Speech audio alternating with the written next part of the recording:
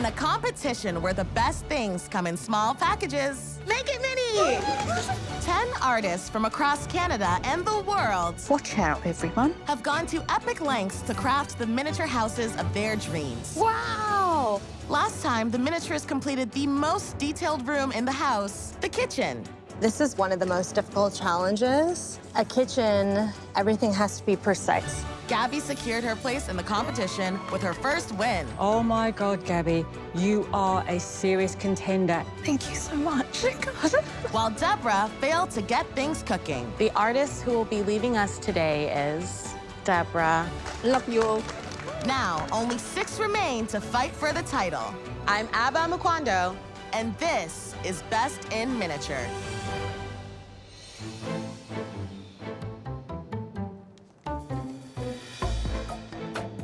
This competition just keeps getting harder. Like, I honestly didn't think I would be here at this halfway point, but winning a big challenge definitely made me feel like I am good at what I do.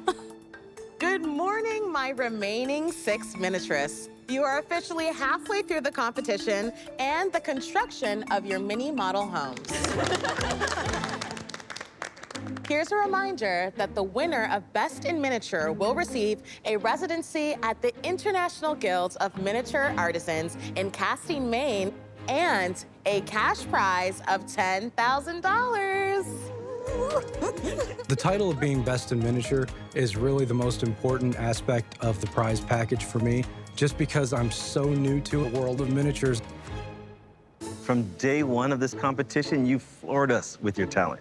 Congratulations. You've delivered wonderful works under pressure and in record time. To get this far is an incredible and amazing achievement, and you've earned the right to celebrate.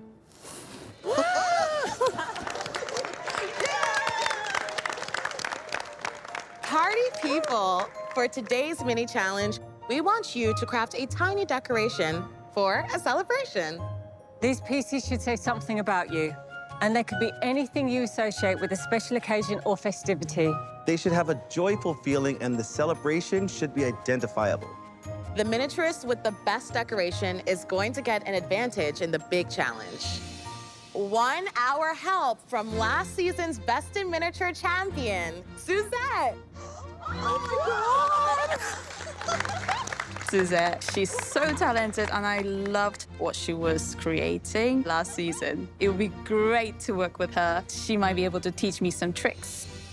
Suzette combined a mastery of storytelling with incredible craftsmanship, and that's what we want to see from you lot. Now we're nearing the end of the competition. So don't just make it mini, make it count. Michael and Emma, not to be a party pooper, but you can't know who made what, so it's time for you to leave the workshop. Nail this one. Good luck, everyone. You have 75 minutes to complete this challenge. Let's get the party started, shall we? Yeah. Make it mini.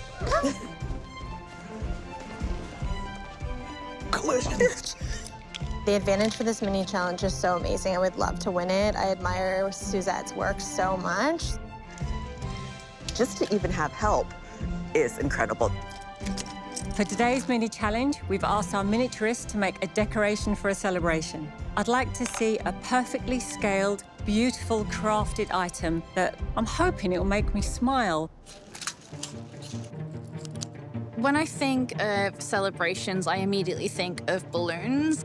I am making some 40 helium balloons. My husband turned 40 this year, so it's just this little Easter egg for him. Me and my husband have been together for 15 years. I met him in an underground indie club in London. The rest is history, really. My husband encouraged me to be here. He's always been really supportive of anything I've wanted to do. I miss my husband. I'm actually making the shape of it with some wire, and then I'm going to be wrapping this cotton around the wire. I am hoping to make them look like they're actually floating. So we'll see how it goes. I haven't done this before. My hands are really shaky today. I am working on a Valentine's pinata. Are you a big fan of Valentine's Day? Not really, no. It's never been like a big deal for me to celebrate Okay, it. Just have my dog, interesting. Little Izzy. So Cute. actually, last Valentine's, I took her to get a pup cup. I'm choosing to make a pinata because I think it's a really fun party decoration. And Valentine's Day, just the colors, I think it's so cute, like the red and white and pink. So I think that's something fun to meld together. What do you think you're gonna put in the pinata? I think maybe some paper hearts as if they're Valentine's and maybe some beads as well. Nice. So, you know, make a big mess. Okay, yeah, make a big mess. My plan is to make birthday items. I'd like to make a cone-shaped birthday hat and a slice of cake. Right now, I'm just starting with the basic design of the birthday hat. I think that'll be the easiest piece to make, so I want to get that out of the way.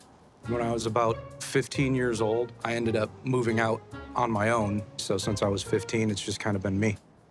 Because I'm not super comfortable with huge celebrations, and that wasn't a part of growing up for me, the emotion that I'm trying to evoke with my mini challenge is just loneliness. Because I want something that's gonna set me apart.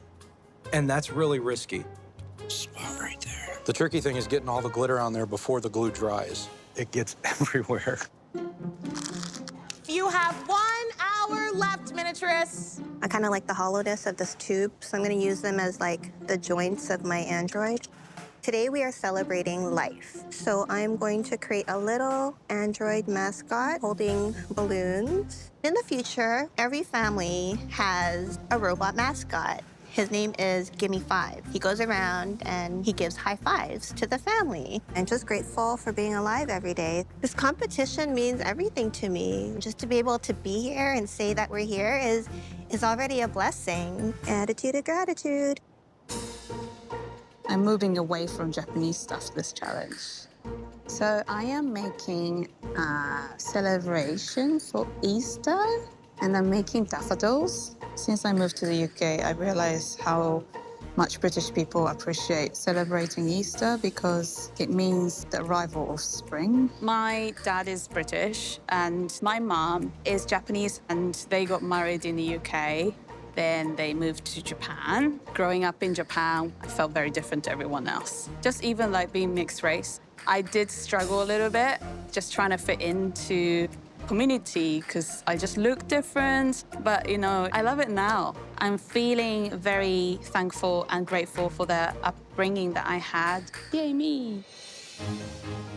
Hi, Michelle. What are you working on today? I am making a miniature, almost replica of my wedding cake because today is actually my 24th wedding anniversary. Get out of here. Yeah, seriously. Oh my God, that's so sweet. Yeah. I imagine you're missing your partner so much. Yeah, I miss him. I was in my early 20s when I met my husband, Michel. So it makes it really easy. Michel and Michel. He's French and he's talented, he's artistic. We just have really creative lives. You know, it's probably the first time in 24 years that my husband and I haven't been together on our anniversary, so it's a little weird, but I think this is a nice way to kind of, you know, mark the occasion. You have 30 minutes left to complete your pieces. I spent quite a bit of time getting the scale right on this candle. The next step is adding this little plume of smoke in a way that looks like the candle was freshly burned out. The birthday candle uses one strand of cotton to get that effect. Miniaturists are really just illusionists. Lots of tiny petals. Why did I choose to do this? 5 minutes to go. Okay. I'm using foil for my helium balloons because real-life helium balloons are made from foil, but it's quite difficult to make sure that both pieces of foil on either side are stuck together as tightly as possible so it looks like a really inflated, you know, balloon that's full of air. I want the balloons to stand upright like they're helium balloons. What I want and what's actually gonna happen, yeah, those could be two different things. Oh my goodness. In a perfect world, I would test run my pinata, but I don't have that time. They could pull it and nothing will happen, but hey, it'll look cute still, so. You have 1 minute left. Final minute. Oh, I hope this works. I've decided to hide one of the Easter egg somewhere on the table. I hope the judges will find it. Time to get messy. I need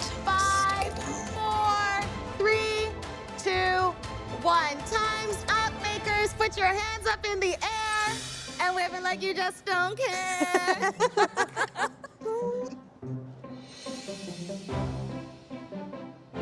I'm looking at the balloons I'm making, and like, they're so cute. I really love it, and I'm really hoping the judges love it.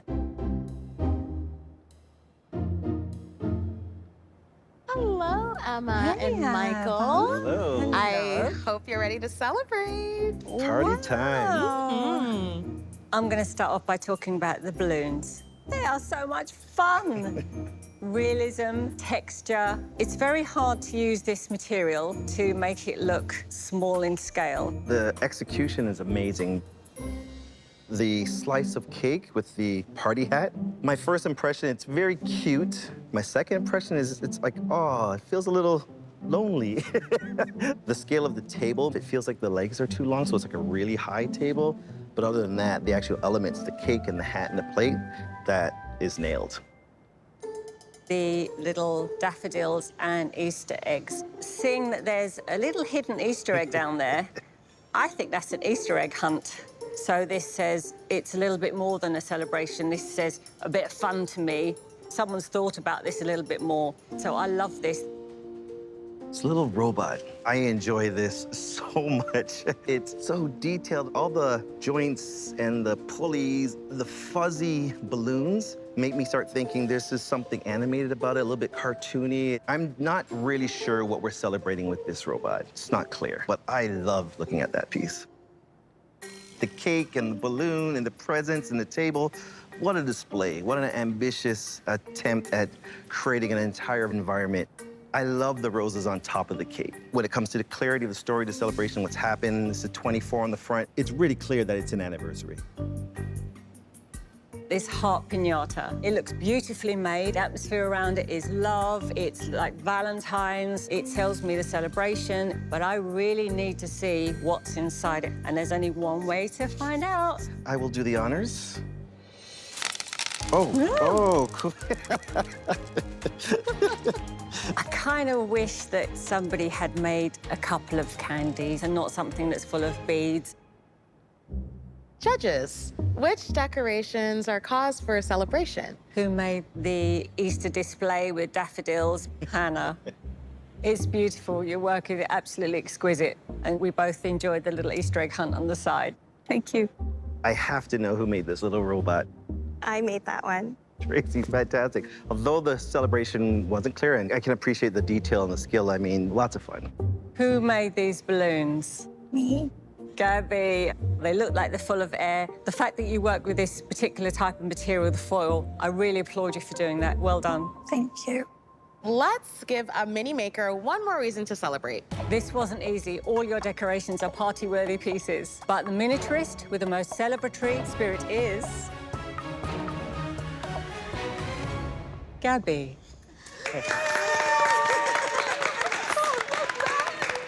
I am just blown away. I was not expecting to have another win after my big challenge. I'm in shock. Congratulations, Gabby. You've won 60 minutes of expert help in today's big challenge from Season 1 winner, Suzette. Winning 2 challenges back-to-back, it's validating, and I don't feel like so much of an imposter.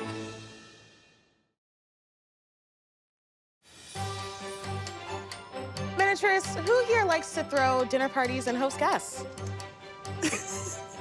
No. Okay. Now that you've made a decoration, it's time to sit down for the celebration.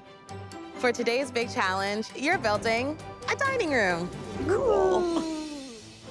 Your rooms must include a dining table made from scratch and 4 place settings loaded with food. We really want you to set a scene by decorating your rooms for a celebration. The atmosphere should be so animated that we want to pull up a chair, stay for dessert. I'm excited and nervous. I've never actually made a proper dining room in a dollhouse before, but I think it'll be fun for storytelling, or attempting storytelling. You have 8 hours for this build. Gabby, you'll get that extra set of hands when Suzette joins you with 2 hours remaining. And for everyone, the mini mall will open as usual, but using too many pre-made minis will count against you in the final judging. So beware. Everybody ready? Yes. Yes. Make it mini.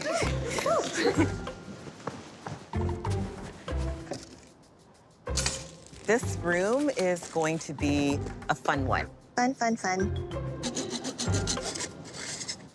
Today, our miniaturists are building the dining room. We are halfway through this competition, and it's about growth. So now is the time to push it, and if they don't, they're going to be in danger because we are seeing people rise to the top. So everyone has to join in or get out. It's going to be sort of like a cheese and wine party with charcuterie board. There'll be a cake. It's going to be for a 35th birthday party. I turn 35 next year, so I was just like, yeah, it's for me. The design of my dining room is very consistent with the Edwardian style of my home. So it's going to have crown molding, baseboards, and some Sesca chairs. It will have an oval dining table, and it will also have a floating wine bottle that's going to be pouring some wine into a glass. I can't believe I won the mini challenge. I'm trying to figure out how I can utilize Suzette's skills for my dining room. Still a lot to do in terms of making food and making it look like a celebration. Suzette's an amazing sculptor and is quite familiar in working with clay, so she can maybe get started on my food. The table just looks really high. Right now, I am creating the platform base for where the table and the chairs are going to sit. I'm being ambitious with my chairs. I've never made them before, but they are based off of the Millennium Falcon Navigator seats because it has a nice spaceship feel to it. So I'm still trying to be cohesive with like the futuristic look of my house. The dining room that I'm building is going to be an innovative, advanced, and glossy dining room experience. It is going to have neon pink track lighting, sci-fi navigational chairs, and it will also include a centerpiece that is an ode to life. Prepare for blast off. So I know that I have to create everything to throw this party. Gold plates, gold cups, and balloons, and I'm hoping that there's enough time for me to do this.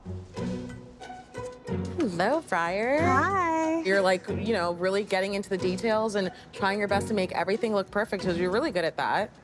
Yes, too good at perfect sometimes, I think. But how are you going to amp up the room with your story? Our teenage son, Dawson, has graduated, so we're having a graduation party. So then we're gonna have a banner. It's gonna be like a big spaghetti dinner feast.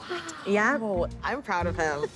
My dining room is gonna have a modern design. It'll have the circular table with a fluted base, upholstered chairs with a curved back detail, and a framed antique newspaper on the wall. An old front page of the newspaper for when the bakery first opens.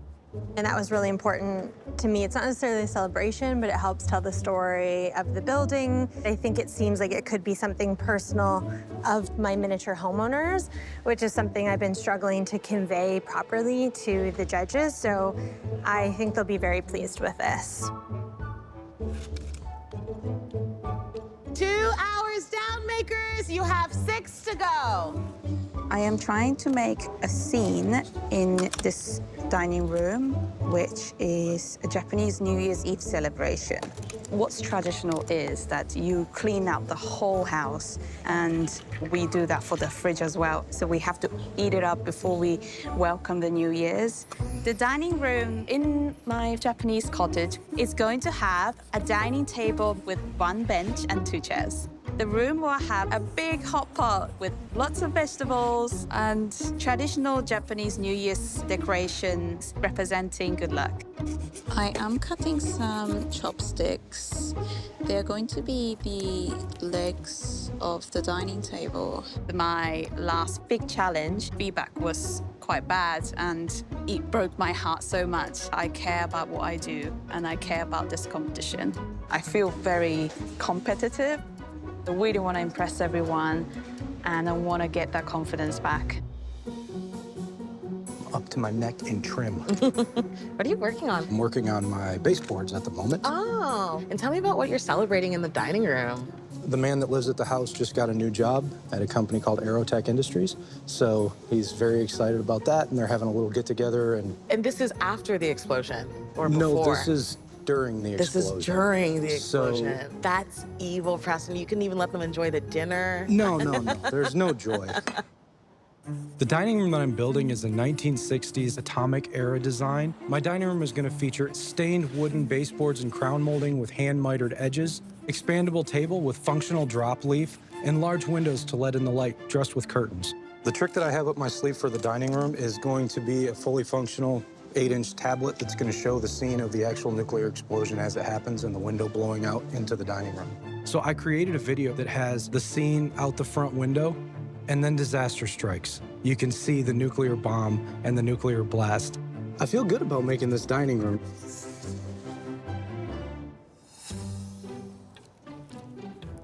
I'm most excited about getting the food prepped and setting up the room so it looks like the celebration that I have in mind. I'm setting the scene for a book launch party. I love telling a story because I'm just like a storyteller by nature.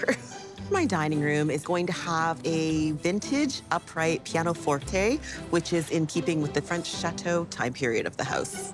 A wooden table, which will have embellishments on the legs and on the sides that are going to be gilded with gold. And 4 upholstered chairs in baby blue velvet. So I'm using hot glue in the silicone mold to create these little architectural details, which I'm going to add to the table. It just kind of adds a little bit of embellishment, but it also perfectly fits that French country chateau sort of feel. I'm feeling pretty confident right now, but it's early in the day. Miniaturists, 4 hours left. You're now halfway through your dining room builds. God, spending way too much time on this. I have never made Seska-style chairs before. A Seska chair is a cantilever chair with a rattan back, and usually they have a rattan base as well. I'm wanting to recreate that, but put my own spin on it and have a solid seat with a rattan back. The back of the chairs are gonna go up here. So I'm trying to do this as fast as I can. Hopefully, spending too much time on these chairs aren't gonna be too much of a detriment to me. It's taking way too much time, and I don't have time to do this for 4 chairs. It's just too many parts. That's one. I'm stressed.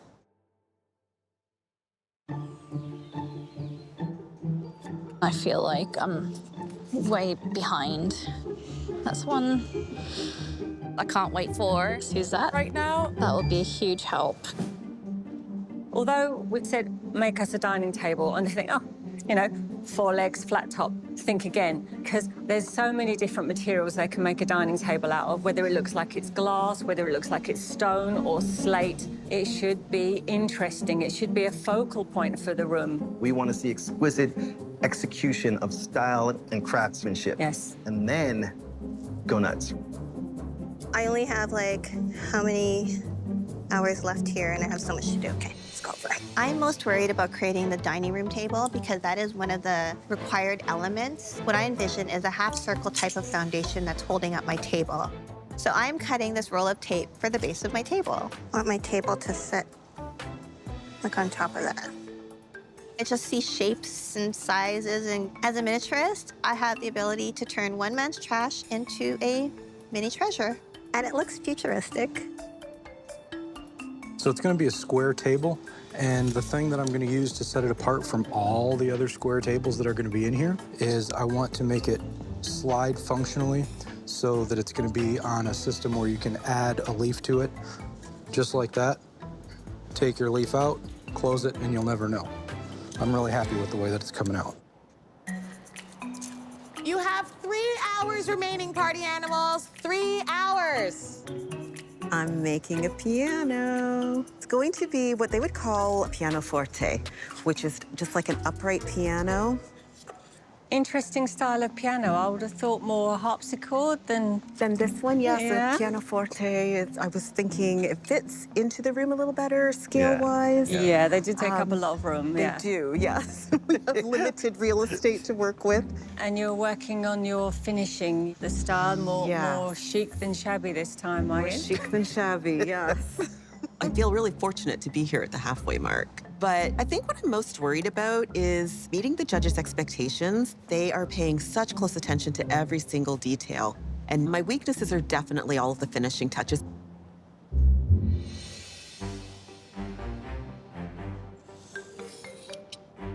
For the dining table, the fluted table base I'm making with one larger dowel, which I then surround the whole thing with a smaller dowel. I'll then attach this to my circular top.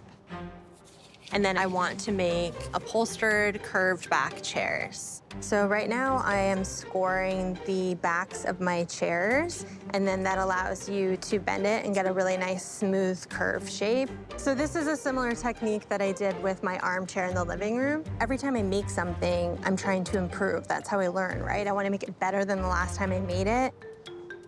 The love and passion I have for arts and crafts, and especially miniatures, was definitely passed on from my mom and fostered by her. I was always into miniatures as a kid. I always had doll houses. I loved tiny things. I kind of left it when I was a teenager. And then about 4 years ago, when my mom was going into palliative care, that's when I kind of got back into miniatures, just to like keep my hands busy and have something to do. Thankfully, I was able to share a little bit with her before she passed away. So I have this tattoo of an H and a heart on my hand. My mom's name was Heather, and she always encouraged me to craft and be creative. And so I put it there so whenever I'm working, I can think of her. Miniaturists, you have 2 hours left. And Suzette is in the building.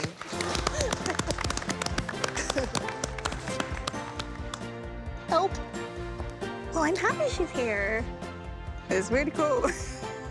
Hello, Gabby. Hi, Gabby. So awesome. Oh my God, I'm so excited. I'm like, yes, I actually really need you, and this is the perfect time. I'm still working on my chairs. I'm not where I want to be, so I am so glad she's here. Oh yes, the dining room. Yes. This was my my favorite challenge. Yeah? Yeah. Okay, perfect. I'm wanting to do like a big spread, like a charcuterie board spread. That would be great, yeah, because I'm going to finish up my chairs. Let's do it. I'm asking Suzette to help make some miniature food for my dining table. I'm gonna be so distracted. Hopefully I can get this done quickly and then help you with maybe some cheese. Oh, that would be amazing. You can definitely feel tension in the room. There's a lot of pressure. The dining room was when I just really started letting loose. Yeah. And letting my imagination run freely and having Nice. fun with it. Are you happy with the stuff that you've created so far? I feel you. You right? God, time just flies by. It does. I'm so glad you're here, because I was like, I'm so far behind. I totally understand what you're going through, Yep. No, you do. but it does definitely get easier. Okay. Yeah, somehow you pull through. Right? Yeah. Don't know how. Just Yeah, it's really nice to talk to someone who's been through it all before and understands the pressure. keep faith in yourself. You'll do it.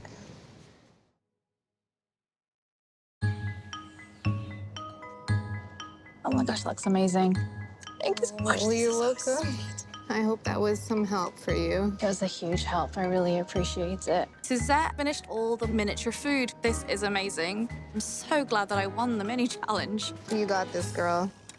Hello, you two. 60 minutes are up, and we can't have you overstaying your welcome. Any parting words for Gabby? I'd like to say stop stressing out, but I know that's impossible. So good luck. You can do this. Thank you so much. And thank you. That's such a huge help. You're welcome. That's beautiful. Amazing. Bye. So the character in my house has just started a new job, and his new company has sent him a gift basket, so I'm making the contents of that gift basket right now. I don't care much for celebrations. I'm not a real emotional person. I have a lot of walls, and it takes a lot to get through those, and my art is the one little secret way that emotion escapes from me, and it's visible to everyone on the outside. I see you're rubbing frantically there. What are you working on right now? Oh, yeah, I'm getting my hands as dirty as I can and then rubbing them over these greeting cards. Oh, you're aging it that way. Do you have a light fixture for over your dining table planned? Maybe not a fixture over the table, but I'm definitely going to incorporate a lamp. I'm trying to build a sideboard. Okay. The short answer is no. I wasn't going to have a light fixture above the table, but you can bet I am now. I'm fishing little wire through the ceiling, and it fits perfectly. I'm glad lighting is my specialty because this is an insanely short amount of time to get this light above the table.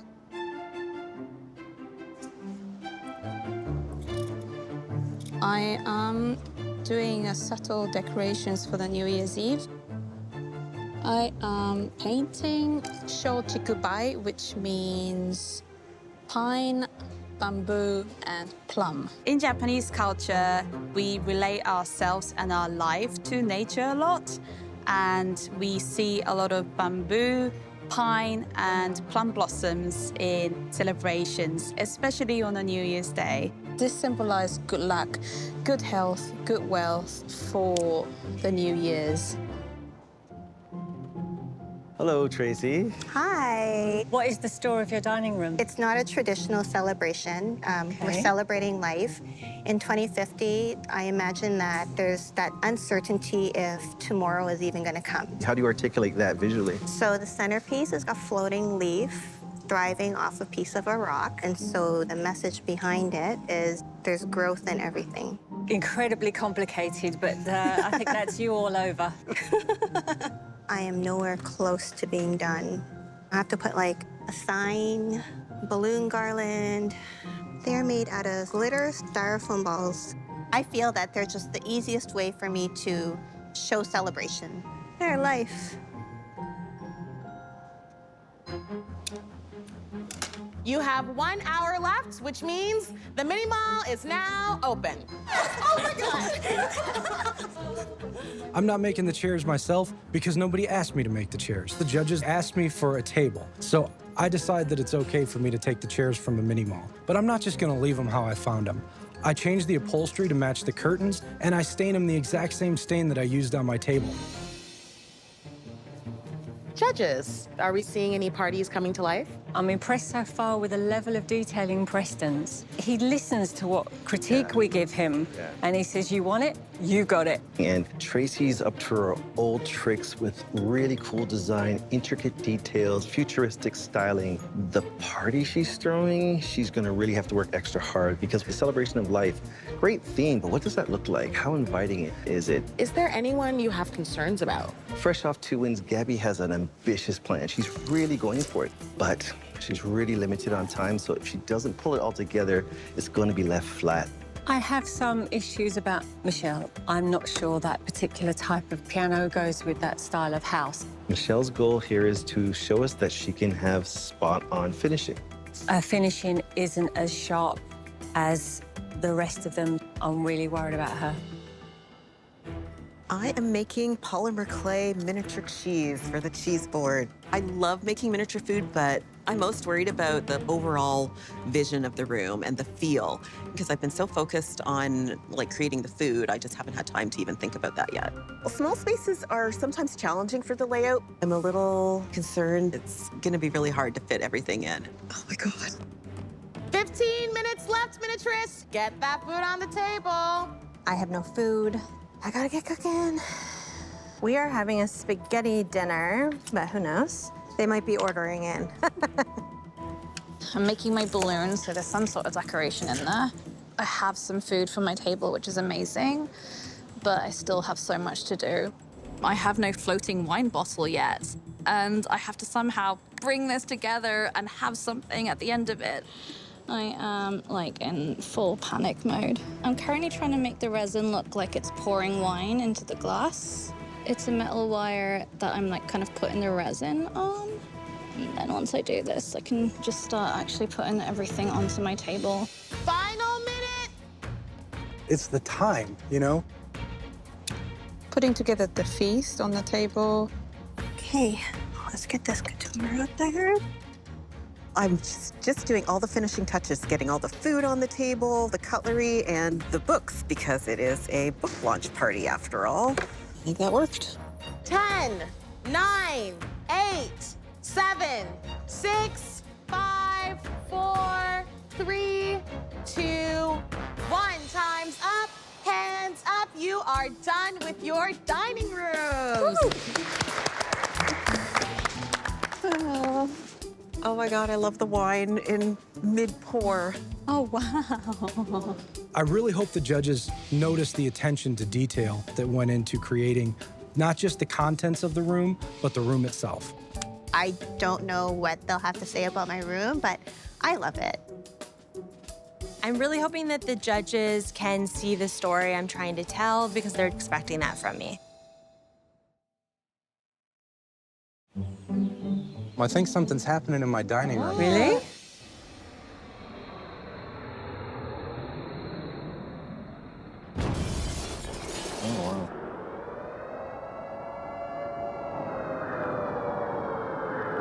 Wow. It's fun the way a horror movie's fun. It's so entertaining, it's so moving. And then you just demonstrated that you have some skills when it comes to your carpentry and your finishing. So these type of things add a depth to your work, which is fantastic.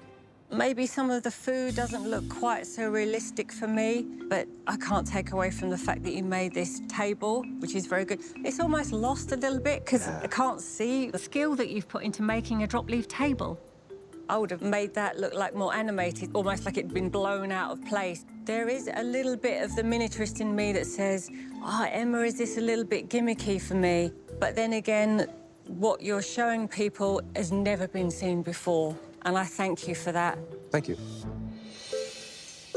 So in my dining room, the lady of the house is celebrating her 35th birthday. Cheese and wine charcuterie board. It feels a little bit plain. If you take the balloons out, it looks like it's a meal going on, but not necessarily a celebratory meal. It's definitely more that I would have liked to have done with it, so I did run out of time. What's happening on the table is beautiful. Suzette, how did you kind of utilize her skills? Yeah, so I just asked her to help make charcuterie boards, and I was able to kind of carry on and make a few more crackers. I'm not sure about the bottle of wine. It would have been a lot lower and it been poured from the side of the table. Yeah. It's really high level what you're doing, and maybe at the end of the day, you're being too ambitious. The chairs, for example, the use of the metal curves and crafting each one, and then the different materials, the rattan on the back, you're on a path to something really awesome, but you ran out of time. So for my dining room, we're having a celebration for the son, Dawson. He's graduated high school. He's taken off his gown. They're having their spaghetti feast, and he's opening some acceptance letters to university. This room is my favorite of all of your rooms. Thank you. It's got soul and purpose, and there's this little family starting to live in the house, and you are starting to bring that character out. The scale that you're hitting, the way that you do the curved table and the curved chairs, really is a lovely room. My personal preference, always as a design element, is I need lights over tables to define the space, especially in a dining room. A dining room is the one place you get to kind of be opulent. Thank you so much. Here we are celebrating life. If you notice the centerpiece, it's a sign of overcoming any obstacles and challenges that may come your way. It's really, really cool. This could almost be the last family on Earth, and it still feels joyful. So fantastic. Tracy, you had to make a table from your imagination. You then made chairs. They are perfect.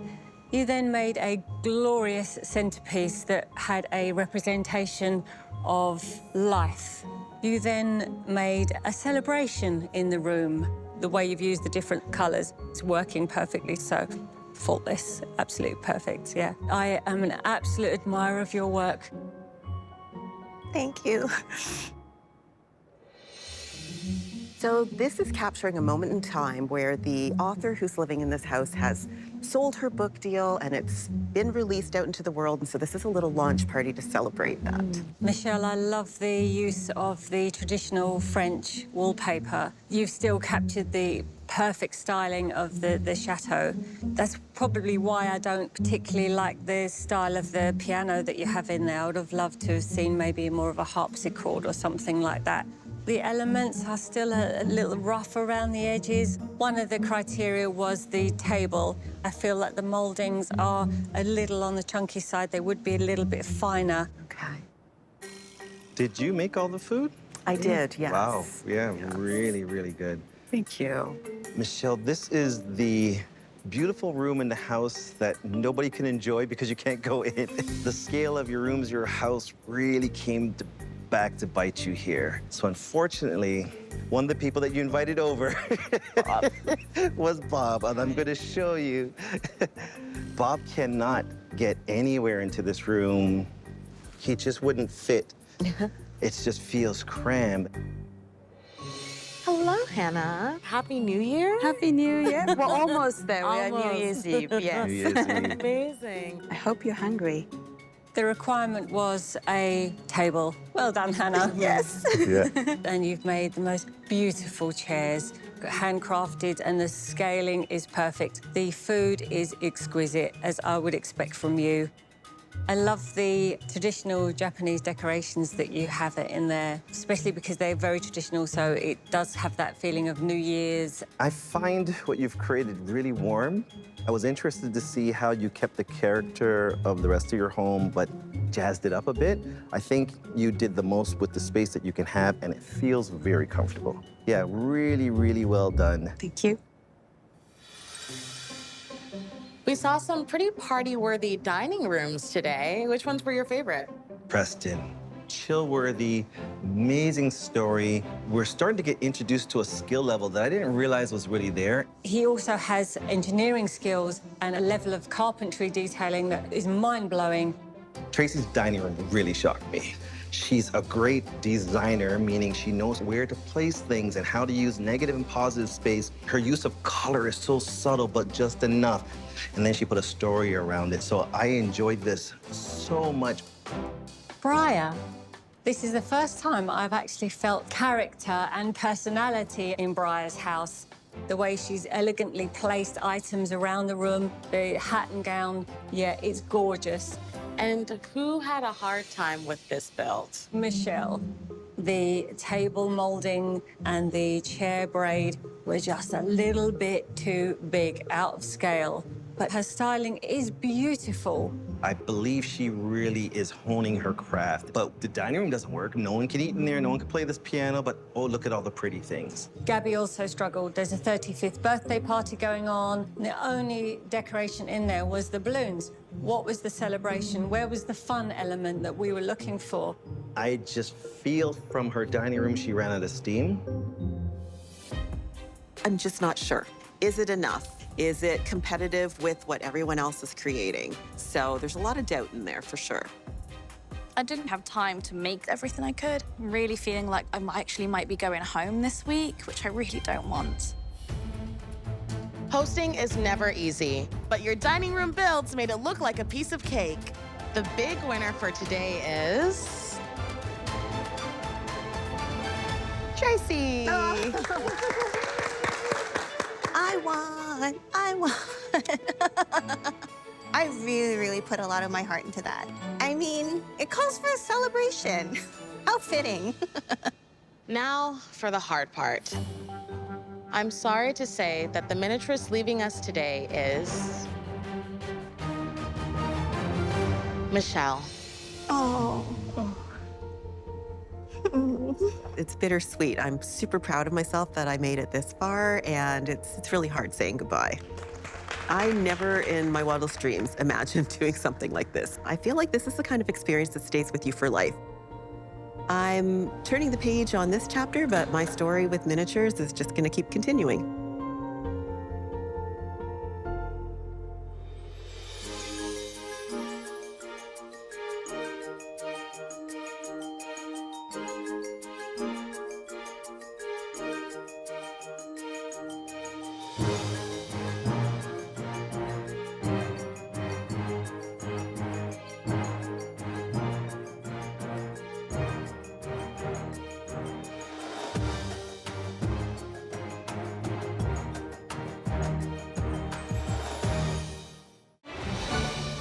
In a competition where the best things come in small packages, make it mini!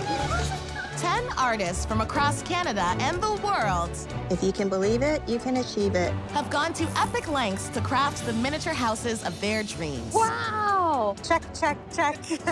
Last time, the artists set the scene for a celebration in their dining rooms. There's a lot to do. I am in full panic mode.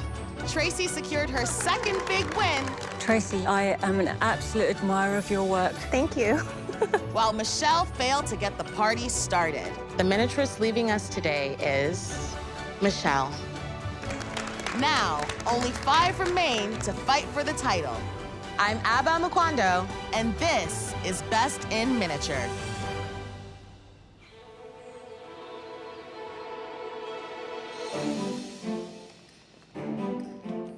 We're over halfway through the competition, and I just won the big challenge. I deserve that win. But at this point, I am in a room filled with such amazing, talented artists. I mean, the competition is real. Hello, miniaturists, and welcome back to the workshop. We started with 10 artists, and now there are only 5 of you with the semifinal just around the corner.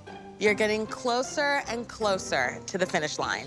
Making minis takes patience, precision, and care. And you lot have managed to deliver top-notch work in mere hours. You've met every challenge head-on, pushed yourselves, and designed stunning interiors. I feel like a kid in a candy store every time I see your finished rooms. Which brings us to today's mini challenge.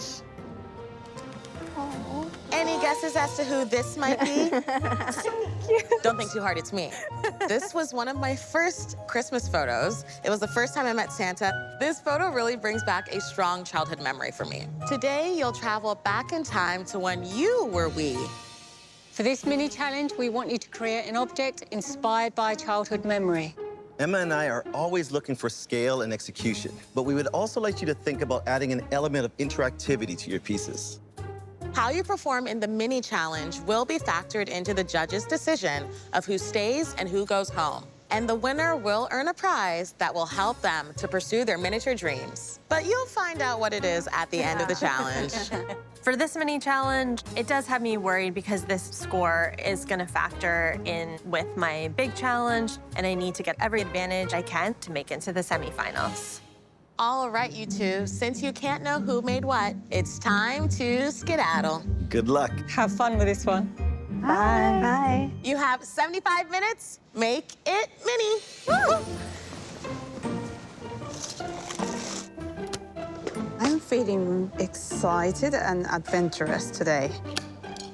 Even though the competition is getting very serious at this point, this challenge is all about childhood memories. There are so many ways to interpret this challenge, whether you make a single item or a scene. It should tell a story and let us get to know them as kids.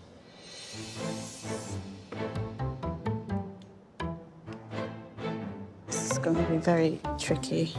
I really need to win this mini challenge. I haven't won anything in a while, and I am sure that it will play a big advantage for the next big challenge. So I am making a unicycle.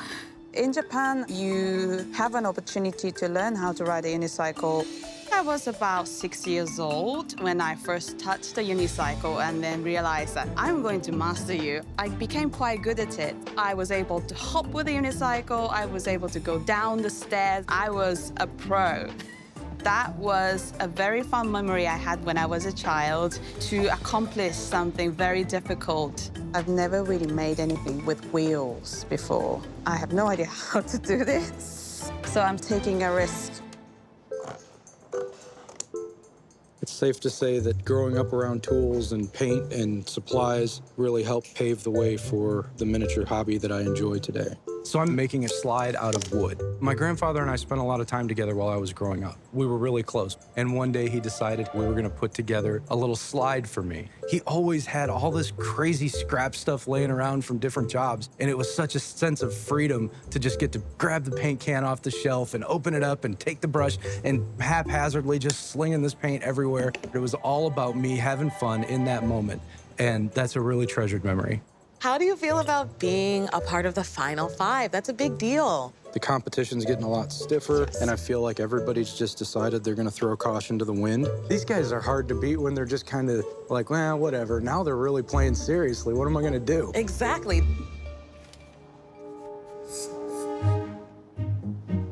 I've never made a miniature stuffed animal ever before, and there's a reason for that. They're really difficult. My memory is based around my childhood stuffed turtle, and I was given this by my aunt, who I'm very close to. In summers when I was a kid, my parents were both teachers, so a lot of times we'd go to Florida. And when we were driving back to Canada, we had stayed in a motel, and I forgot my stuffed animal. So we had to turn around on the highway to go back and rescue it. There was lots of tears and stress, but I still have it to this day. This is a memory that sticks out and is strong, so we're gonna go with it. This is going to be a gaming console. I grew up with 4 siblings and 1 controller, so we always constantly fought for who got to go next. My parents were always busy. They were new immigrants to Canada, so all they knew to do was to work hard. And so me and my siblings, we kind of depended and relied on each other. They were my homies. So this one's for you guys.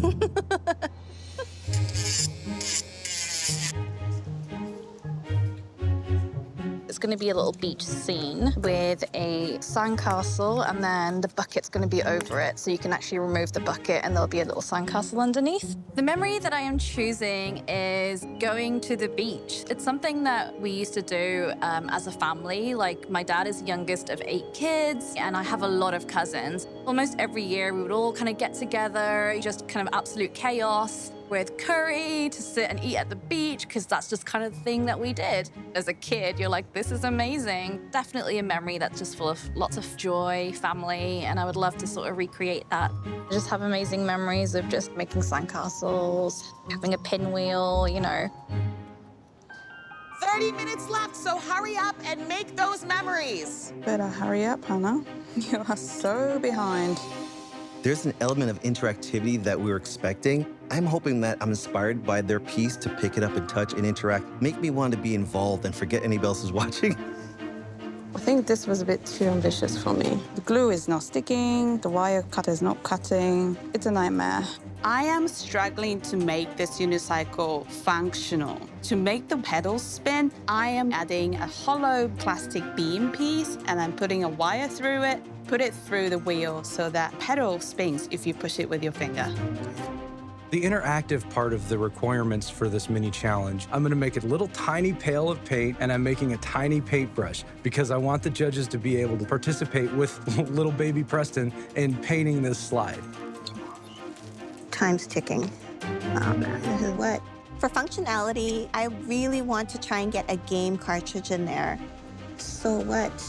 I don't know if I'm gonna get my details in. My spray paint is not dry. It's not allowing me to put in the details that I want to in my gaming console. It's not working. I underestimated the time with this challenge for sure. 15 minutes left on the clock. I am attaching the limbs to my little turtle. The interactive element is that the turtle is a puppet, so the front of the shell has an opening at the bottom, so you could probably get your pinky finger in there because it's very teeny tiny. And then I'm just putting a couple rocks on this piece of cork, kind of like the memory of it being coming back from a road trip, and it's like forgotten, kind of. Trying to sew this and not be super messy is a little tricky. I'm hoping to make a little pinwheel that spins. I'm a little bit stressed out. I only have 10 minutes left and I really want to make this pinwheel. I cut out a little square, fold that, and then you cut along each of those lines just a quarter of the way in, and you can fold each piece down, which creates the pinwheel shape. I'm just wanting to get this done in the time I have left. Okay. You have 5 minutes left, Miniaturists. 5 minutes.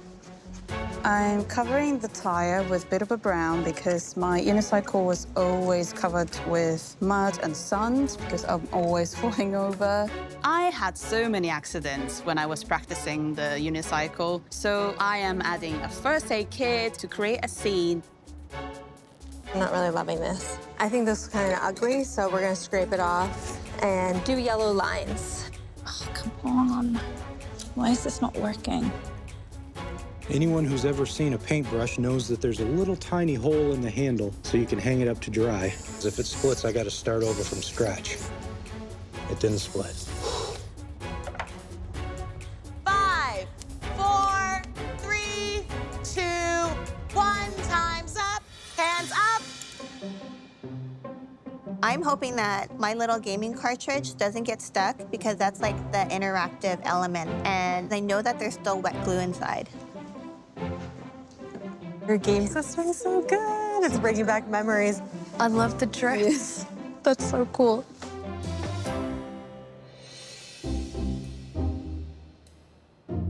Welcome back, judges. Hey, Abba. Hello. Whoa. That's really cool.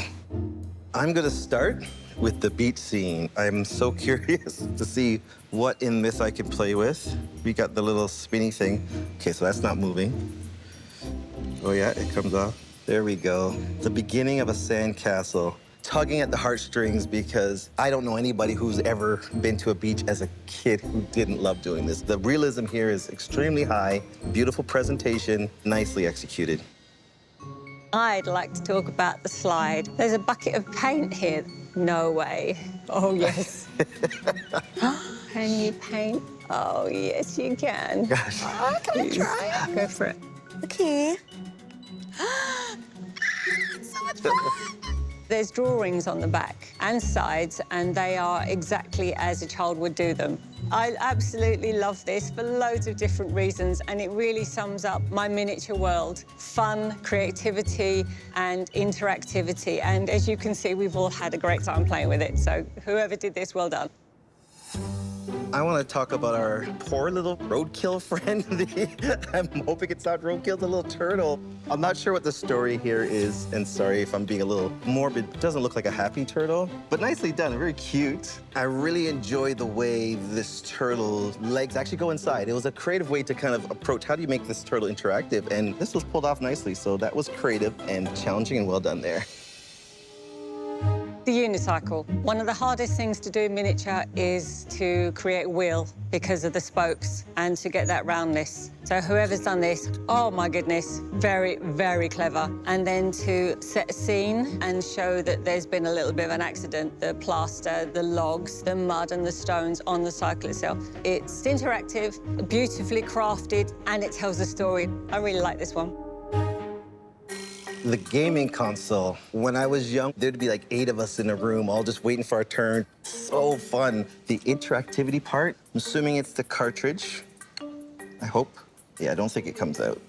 I was looking forward to it. I'm not sure if it's supposed to come out. I wanted to see what game it was. I'm disappointed I didn't get to see that. Judges, which tiny memories were unforgettable? I really love the slide. Who made this? Preston. Interactive, fun, scale, perfection. It's great. Thank you. This unicycle, who made this one? Hannah. That was me.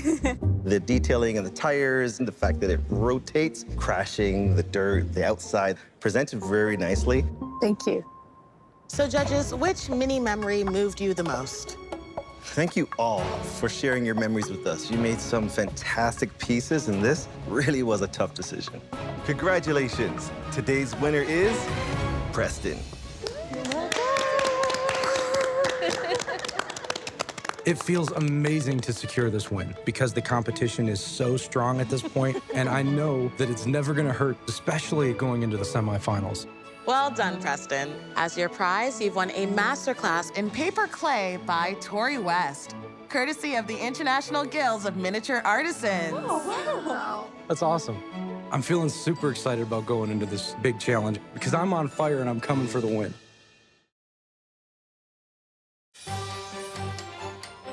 Miniaturists, you've shared your childhood memories with us, and we're gonna keep it kid-friendly. Today's big challenge is to create a kids' room. And even though we're calling it a kids' room, this can be a space for a baby, a teenager, or even an adult kid that's returned to the nest.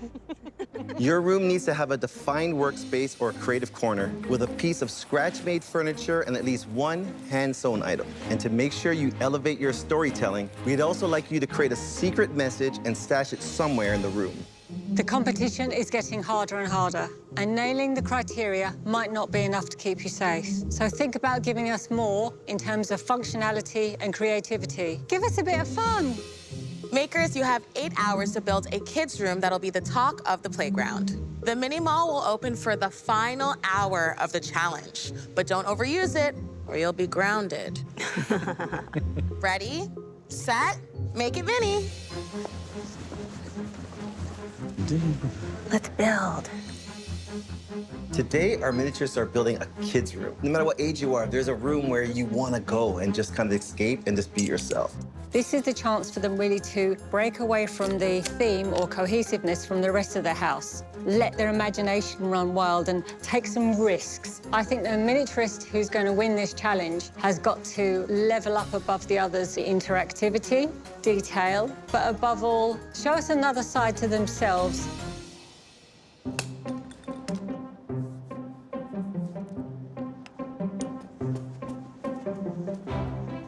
We've just started the challenge and I'm running already. I love designing kids' spaces in real life. I have probably redecorated my kids' rooms about 3 or 4 times since they were little. The kids' room that I want to design is going to have a Scandinavian feel to it. It will have a house-shaped bed, which will have my secret message, and it will have a play kitchen and a window seat. It helps having children to try and capture kind of what you're wanting in the room, so I hope that I can do that. The magic begins. This room is Dawson, the misunderstood, angsty teenager's room. In all of my feedback for the big challenges, it's constantly been this story for me. The judges want to be smacked in the face with a story. And so this is going to be very different from the rest of my house. I've always kind of wanted to make a very messy teen room, just filled with stuff. I'm gonna put in a scratch-made bed and vintage lockers. I wanna make it really messy with clothes all over the place, tons of clutter, and posters all over the wall. That will be my secret message. When I was a kid, my only way of cleaning up would be shoving everything under my bed. I've won the mini challenge, but I really wanna win a big challenge because it purely showcases all of the craftsmanship and the effort behind my work. It's not the room that I had growing up, but it's the room that I wish I had when I was a child. When I was little, my parents were a bit worried about me getting bullied because I was the only mixed-race kid in the neighborhood. My parents told me that I don't always have to have human as a friend. You could be friends with insects and birds and animals. So you'll see the story of that in my room. The kids' room that I'm making is going to be a treehouse-inspired hideout. It's going to have a fort made of bed sheets, a small art table with drawings and crafts. It will also feature a scratch-made cabinet and insects flying around. I definitely had a fun childhood. I used to be obsessed with books about insects when I was little. I was once interviewed by a local newspaper, and they wrote an article about me on how intensely I was able to connect with insects. I was a little weird, but... See if this actually works. This room is going to be so exciting and fun. I've got my kids in mind, so that's my inspiration as to how they would want their room to look like when they're teenagers. The style of my kids' room is going to be a futuristic look like the rest of my house. It is going to have bunk beds, a space-age computer console, and a functional sliding door that hides a secret message. It will be a vertical unit from top to bottom. I always like to start with the most complicated component. In this room, it's going to be the computer console because that is going to be my main focal point. This is going to be the side wall, and then this is where the whole computer console is going to be. I'm envisioning a lot of buttons, a lot of screens. I want the judges to see that, okay, wow, it's not just a keyboard or one computer screen. It's kind of like putting a 1,000-piece puzzle together, and then boom, you've got magic. My goal with this challenge is to show the judges that I can lighten it up a little bit and have some fun with stuff using bright colors. The kid who lives in this room is named Oliver after my little dog. He likes sports, he likes games, he's a little bit nerdy, he's got some books going on and his little model plane, and everything is untouched by the nuclear explosion, and it stayed that way for 60 years. It's gonna have a scratch-made bunk bed, toy shelf that stretches across the wall, and a workspace with a functioning drawer. It's also going to feature hand-sewn details to make it feel like a kid's room. That looks awesome.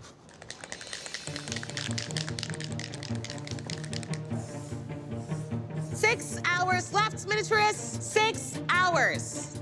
Time is ticking.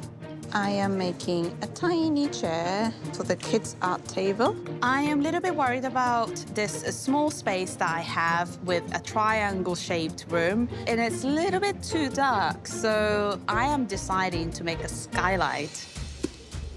I'm making the skylight because I wanted to have more natural lights coming into the space, but I hope I'm not going to destroy the whole house by doing it. The glue is really tough, so I'm not doing a good job. Oh, this is a hard work. Come on. Imagine if I break the house now. Oh, God.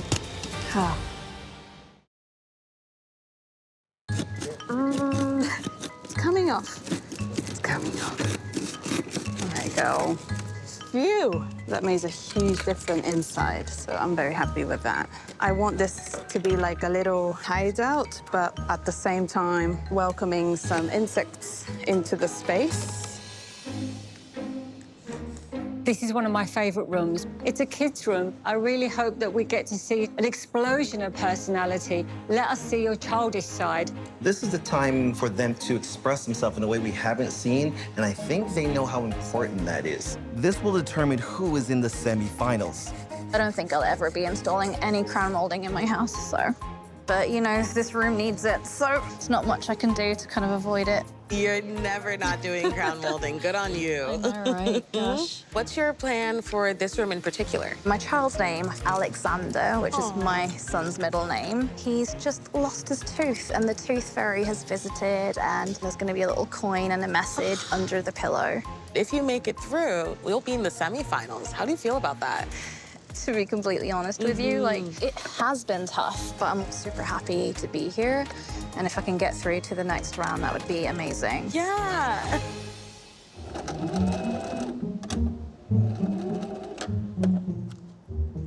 Look at that. I love clean lines and I love the details that come with it. And especially with like a sci-fi scene, you want to have that clean look, but also the grunge and the grime afterwards. For my room, there's 2 teenage boys living in here. There's one on the computer, possibly hacking the system, and then there's one that will be on the floor working on his robot. So many components. I find it interesting how you build your room outside and then you put it together like a puzzle piece, right? Yeah, I mean, this is the 1,000-piece puzzle right here, and eventually it'll become one piece. You have to just get your measurements absolutely precise, because slightest error, you find that it just doesn't fit. So this is harder to do, I think. But I doubted you once. I'll never doubt you again. Pretty much works. I am working on the bedding for in my room. I certainly never made my bed as a teenager or as an adult.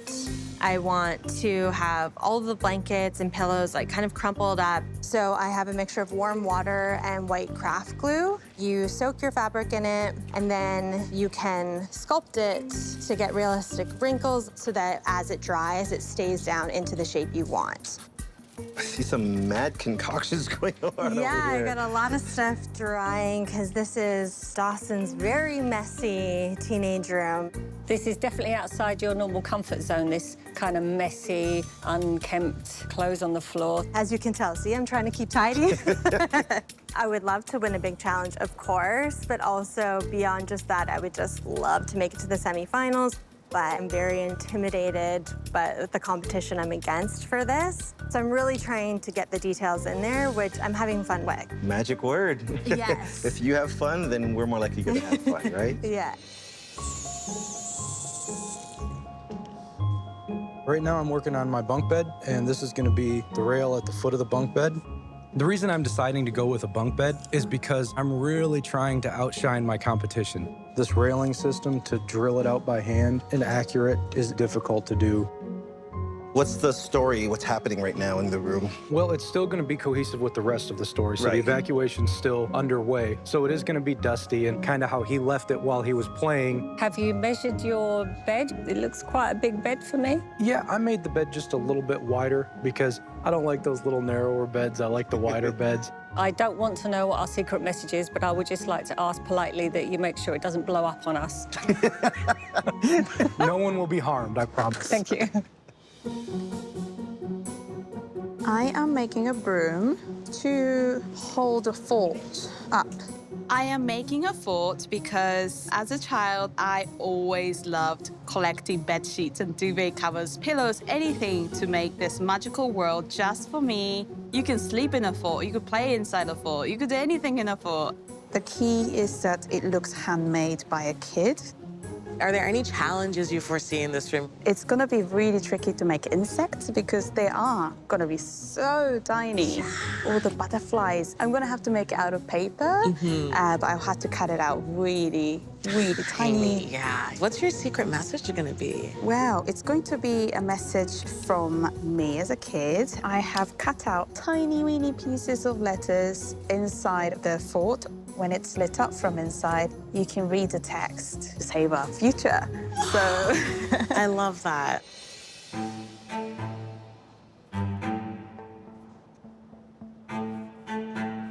I am working on my play kitchen. For my kids' room, I am going to be making a miniature kitchen. You know, it's a play kitchen for kids, and I am choosing to make it from wood. I am hoping to have a little functioning door on it. Making lockers kind of as like an alternative for a dresser in here, and I think something cool. Like I definitely would have loved lockers in my room when I was a teenager. Making this room is bringing back a lot of my childhood. I spent a lot of time in my room. When I was 9, I was diagnosed with cancer. I had to mature a lot because all of a sudden you're going to a hospital, you're not at school, you're not with your peers, so you're suddenly very different. And I was very lucky that my treatment was very aggressive, but short. After 7 months, I went into remission from non-Hodgkin's lymphoma. I don't think it defines me as a person now, but it obviously is a huge part of my childhood.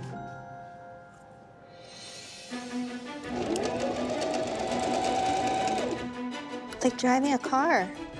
4 hours gone, which means you are halfway through this challenge, my friends. Time goes so fast. I'm sewing. I have zero clue what I'm doing. One of the requirements for this challenge is a hand-sewn item. I decided to do something way more complicated than a bedspread or a pillow. I'm going to hand-stitch an entire backpack with a flap and the shoulder straps. The day was bound to come where I had to learn how to do this, right? So this is just a wing and a prayer. Oh no, it's jammed. I'm sewing my rectangular bed pillow, and it's jamming again. This is jamming. Like, I don't have time for this. There's so much I still have to do. Oh my God, that stupid thing's jammed.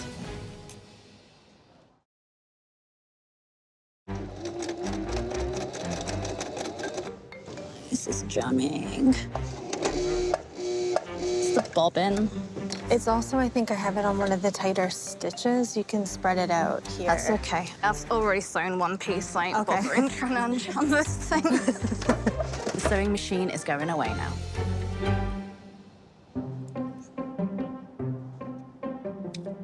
The miniaturists are working on their kids' rooms. Let's talk about what you're seeing in the workshop so far. Breyer's use of fabric is mind-boggling. It is so realistic, it's uncanny. I have a lot of hopes for this room because I see her just pouring herself into it and enjoying that process, which is perfect timing, I believe, for her in the state of this competition. She hasn't won a big challenge, and here's her opportunity.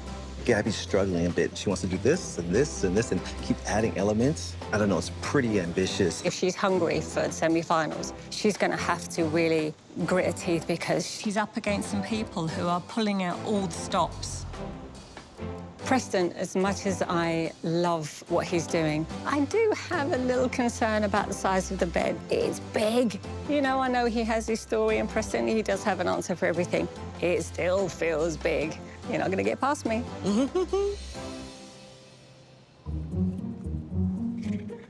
I'm going to add some monarch butterflies because they're endangered. I have to use scissors because it's just so small, so I don't want the blade to be pulling the paper apart. And then I'm going to add the antenna by the wire. So yeah, it's quite a fair bit of things to do. Oh God, it's so tiny. I can't barely see.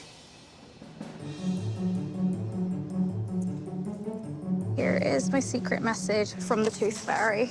And it's rolled up with some coins, so they'll get to open it. To complete my story of my secret message, of course, there has to be the Tooth Fairy, which is going to be the second element to this. I am making my little fairy, which is going to be the end of this light. Since it's a teenager's room, I'm putting posters kind of all over the walls so you can get a vibe of who Dawson is.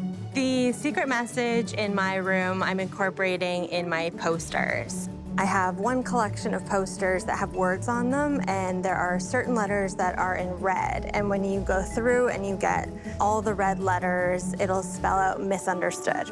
Because Dawson is a misunderstood teenager, I just have to make sure I keep them in order, or else I don't have a secret message. My secret message really excites me because I finally can tell my story that aliens do exist. I'll be making the alien out of clay. The teenager is actually hiding the alien in the bedroom. And he'll be like in his hand-stitched robe, eating food.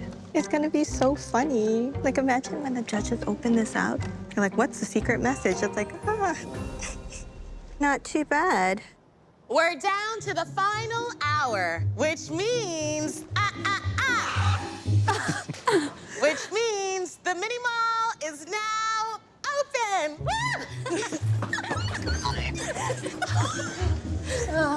I haven't run that hard in a long time. You guys are animals. I'm out of here. Enough.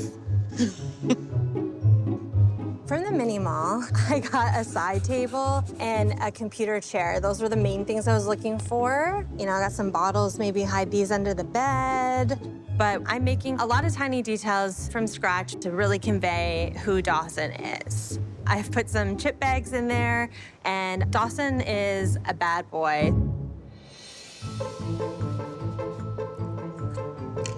I'm gonna take a millimeter off. I'm just making minor adjustments here to fit these panels into the room. Sometimes they're off by a few millimeters, sometimes it fits to a T. This is what happens when you eyeball things. I'm stressed because my room looks empty. I need to get in bunk beds, at least to fill in the room. The design of the bed, it's called freestyle.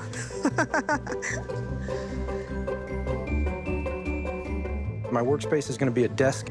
Drawers aren't incredibly difficult to make, but they do take a little bit of time and a lot of precise measurements to get them to function right. And then I'm also going around with my soft pastels like I usually do and just adding some dust because, you know, this house has been abandoned for 60 years. Get those details in, Miniaturists. You have 5 minutes. Time is ticking. I just lost the butterfly, but it's fine. It's going really fast. I could do with more time for sure. I'm terrified because I'm making everything from scratch. Time is running out and I'm like, okay, I can't do this. There's so many more other small elements I want to add to my room. I don't have Zen Gabby anymore. I am a complete ball of stress. There's a world map because the boy is adventurous. Places are marked with a little red heart. The hidden message is that those hearts represent the locations of all of the competitors from Season 2 of Best in Miniature. 10, 9, 8, 7, 6, 5, 4, 3, 2, 1. Hands up and give yourselves a round of applause. Oh, look at your little bugs. God, Wow, that's amazing. That Nice. furniture is really nice. It is, too. that bunk bed. Looking at my room, I really love it, but I'm walking around and everyone's room is amazing. Everyone is really pushing themselves. I feel so happy. This room definitely has the most story out of every room I've done. I think the judges are gonna love it. If they don't, then I don't know what else I could have possibly done.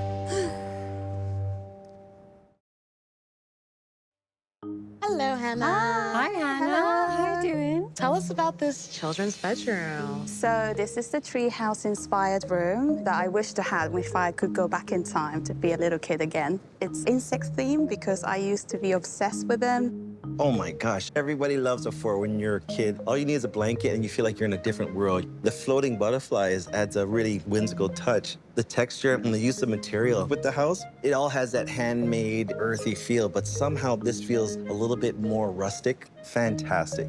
As much as I love the rustic feel to the house, the finishing is a little bit rough around the edges of the skylight. But the small chair, the fact that you have scaled it down because this is a small kid's chair, absolutely gorgeous.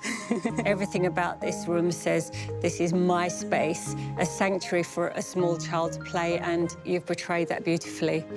Where's your secret message? Well, would you like to put the lights on? Light. Oh, wow. Save our future. Wow. I heard that some butterflies are getting extinct, and this is the message from little Hannah. I just want people to care about them also. I think that's a gorgeous touch. Yeah. My children's room was inspired by Scandinavian design. It's very similar to my real-life kids' room. There's a 5-year-old boy, got his play kitchen, little art area, reading nook. Definitely feels calming. I love your use of colors here. That little stool being wonky, there's a little mishap there, but I think it's very stylish, very different than the rest of the house, which was the goal. It has its own personality. Should we look for the hidden message? Shall I look for it? Oh, right. It's kind of on the bed, under my sewn item. Oh. Thank you for your tooth from the Tooth Fairy. Oh, nice. Very cheeky. I love that. That's so cute. No money there. There is. Gorgeous story. I love this sort of Scandinavian style that you have. I would say there's a couple of finishing elements that I'm not sure about. The texture that you've used to cover the seat at the back, it looks a bit thick to me, like a carpety type material. I'm not sure about that. And the crown moulding is very proud of the house, as you can see. So I would have liked that just to have been finished. But I love the element of the miniature within the miniature. Fantastic idea. It's gorgeous. Thank you. The little boy in this room, his name's Oliver, named after my pup. He was just sitting down to work on his little model plane when the evacuation took place, so it's still on his desk. He went down to the dining room for dinner and left it just as it is. Before hell broke loose. Before all hell broke loose, Okay. yeah. And he hasn't been back for 60 years. What's jumping out at me, other than the color, which I think was a good move, it creates its own atmosphere, is some of the details that you're adding there, which is the personality. Your little hand-sewn item, I assume it's the backpack. It is. It really jumps out, and your positioning of it, it's really clever. And your desk drawer unit that you've created, that scratch item, it's fantastic. Great design. Thank you. The bed still feels to me a little bit too big, and I think the stool is quite high for the size of the desk because you can't fit under there. But in this room here, the kid in you's come out. You're having fun with this one. And the secret message. Oh, the map with the hearts on it. Is it where everybody's from? It is. Oh, nice. All of the competitors, there's a little heart over their home location. It's very sweet. Very nice. My child's bedroom was inspired by my kids' love for computers. In 2050, you've got 6 screens, a biometric handprint to like start up your computer. I'm trying to tell the story that these teenagers are potentially hackers. I think I can see something in here. Oh, look at him. Looks like a little alien in there. I think I've disturbed his breakfast. His mouth is open like, oh, don't mind me. That's hilarious, how you inject his humor into it. In the hidden secret message, the teenagers are actually hiding A real alien. a real alien. And the sewn criteria is the robe the alien is wearing. You are precision, and I can't fault your craftsmanship and skill. The way you work as well, to work outside and then fit inside, adds another layer of difficulty. You master it each time. I'm geeking out over that computer workstation. That's awesome. I love the structure that you always put in your rooms and your designs and the strength to actually hold up this really heavy bed, because it looks like they're made out of metal. Yeah. The painting effect, like it's actually peeling off. Really, really nice touch. It's the teenager Dawson's room, so I wanted to make it very messy and cluttered. And so there's lots of posters, clothes on the floor, electronics, garbage, everything I kind of imagine in teenagers' rooms. Briar. Wow. This is incredible. There is so much going on in this room that you injected in here outside of interior design. From the windowsill with the little cigarette, the way your fabric is cascading down the bed and spooling out. It has life, it has vibrancy. I'm stunned. It is fantastic. Thank you. I've been saying put some fire into Briar. Briar, you are on fire. This shines personality, story, scale, and excellence. I love the fact that it shows the evolution of the child to the angsty teenager. The story is complete in this room. I am so proud of you, Briar, because you just let go, and when you let go, you really go for it. Well done. Thank you. Do you want to go and look for the secret message, maybe? Oh, yes, there's more. It's hidden in the posters on the left-hand side here. The letters are spelling out something. Yeah. I see the red highlights. M-I-S-U-N. Misunderstood? Is that what you said? Yes. Very Because nice. Dawson is misunderstood. He's misunderstood. Very cryptic, very clever. The final 5. Who impressed you with their kids' room today? Hannah's felt different for me this time. It really felt like this room was created by this child. It was even more organic. Her use of the materials and the wood really made this feel so unique and totally on brand for what she's doing for her house. Fantastic. Briar. Gosh, she thought through every detail to make it a really enjoyable and interactive experience because I was immersed in that room, and that's what we've been asking for. She's really following through on it. I love it. So were there any kids' rooms that weren't as perfect? Preston has a little scaling issue going on with his bed. His stool's a bit too high. There's things that he could have corrected. He's really good at giving us stories or even excuses. But Preston also won the mini challenge. Gabby's room maybe lacked the wow factor. The story with the Tooth Fairy is almost stronger than the room itself. At this point of the competition, I expect precision, but she made some basic errors in her finishing. I think there are no losers. There are just people that are just so good, and that's where we're at. The further we get in this competition, the harder it gets. I hope the judges can see that I've implemented things that they had asked for, fun and vibrancy and different colors, and I hope it's enough. Miniaturists, today we were reminded of the kid in all of us. There was one person that rose above, capturing all the authentic details we expect to see in a kid's room. Congratulations, the winner is Briar.